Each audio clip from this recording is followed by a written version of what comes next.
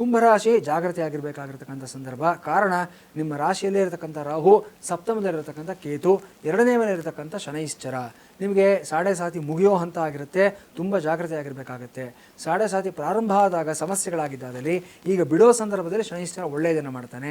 ಒಂದು ವೇಳೆ ಸಾಡೆ ಸಾತಿ ಪ್ರಾರಂಭ ಆದಾಗ ಅನುಕೂಲಗಳಾಗಿದೆ ಅನ್ನೋದಾದರೆ ಈಗ ಎಚ್ಚರಿಕೆಯಿಂದ ಇರಬೇಕಾಗುತ್ತೆ. ಸಾಡೆ ಸಾತಿ ಬಿಡೋ ಸಮಯದಲ್ಲಿ ಶನೈಶ್ಚರ ಹಲವಾರು ಸಮಸ್ಯೆಗಳನ್ನು ತರುವಂಥ ಸಾಧ್ಯತೆಗಳಿರುತ್ತೆ. ನಿಮ್ಮ ಮೇಲೆ ನಿಮಗೆ ಕಾನ್ಫಿಡೆನ್ಸ್ ಅನ್ನೋದು ಕಡಿಮೆ ಆಗ್ತಾ ಹೋಗುತ್ತೆ. ನಿಮ್ಮ ಮೇಲೆ ನಿಮಗೆ ಒಂದು ಸೆಲ್ಫ್ ಕಂಟ್ರೋಲ್ ಆಗಲಿ ಅಥವಾ ಒಂದು ಸೆಲ್ಫ್ ಕೇರಿಂಗ್ ಆಗಲಿ ತುಂಬ ಕಡಿಮೆ ಆಗ್ತಾ ಹೋಗುತ್ತೆ. ಬೇರೆ ಎಲ್ಲರ ಬಗ್ಗೆ ನೀವು ಗಮನವನ್ನು ಕೊಡ್ತೀರಾ, ಕೆಲಸ ಕಾರ್ಯಗಳನ್ನು ಮಾಡ್ತಾ ಇರ್ತೀರಾ, ನಿಮ್ಮ ಆರೋಗ್ಯದ ಬಗ್ಗೆ ನಿಮಗೆ ಕಾಳಜಿ ಇರೋದಿಲ್ಲ. ಸ್ವಲ್ಪ ಈ ವಿಷಯದಲ್ಲಿ ಸಮಸ್ಯೆಗಳು ಜಾಸ್ತಿ ಆಗ್ತಾ ಇರುತ್ತೆ. ಜೊತೆಗೆ ಮರೆಗುಳಿತನ ಅನ್ನೋದು ಜಾಸ್ತಿ ಆಗ್ತಾ ಹೋಗುತ್ತೆ. ನಿದ್ರಾಹೀನತೆ ಅನ್ನೋದು ನಿಮ್ಮನ್ನು ಕಾಡುತ್ತೆ. ಓವರ್ ವರ್ಕಿಂಗ್ ಮಾಡ್ಕೊಳ್ಳೋದ್ರಿಂದ ಇನ್ಸೋಮ್ನಿಯಾ ಅನ್ನೋ ಒಂದು ರೋಗಕ್ಕೆ ತುತ್ತಾಗುವಂಥ ಸಾಧ್ಯತೆಗಳಿರುತ್ತೆ.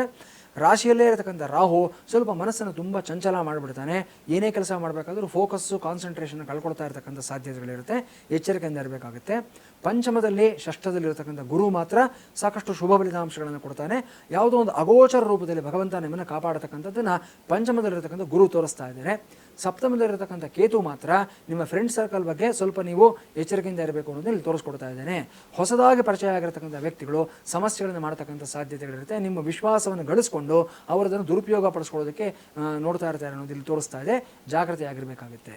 ಇದೆಲ್ಲದರ ಪರಿಹಾರವಾಗಿ ನೀವು ಮಾಡ್ಕೋಬೇಕಾಗಿರ್ತಕ್ಕಂಥದ್ದು ಅಂದರೆ ರಾಮಾಯಣದ ಸುಂದರಕಾಂಡವನ್ನು ಪಾರಾಯಣ ಮಾಡಿಸ್ಕೊಳ್ಳಿ, ಶುಭ ಫಲಿತಾಂಶ ಬರುತ್ತೆ.